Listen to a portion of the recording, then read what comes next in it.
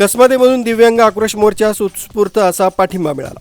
संभाजीनगर इथं महामोर्चासाठी जाण्यासाठी कळवण देवळा मालेगाव सटाणा इथल्या कार्यकर्त्यांनी तळेगाव रोही चांदवड येथील जमुन गणेश निंबाळकर यांच्या नेतृत्वाखाली 350 ते 400 गाड्या संभाजीनगर इथं रवाना झाल्या।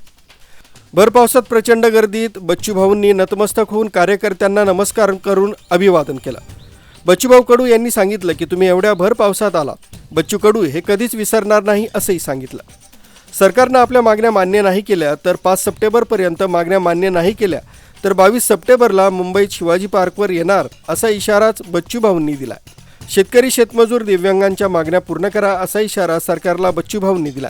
यावेळी प्रहारचे शेतकऱ्यांचे कैवारी नाशिक जिल्हा प्रमुख गणेशभाऊ निंबाळकर, सुरेश तात्या उशिरे, कळवणचे तालुका प्रमुख सुभाष पगार, उपतालुका प्रमुख अभिमान पगार, सटाणा तालुका अध्यक्ष गणेश काकुळते, कुंडाण्याचे दीपक आहेर, समाधान देवरे, बाबाजी देवरे, दीपक देवरे, अप्पा आहेर, राकेश देवरे आदी असंख्य कार्यकर्ते कसमादेमधून उपस्थित होते।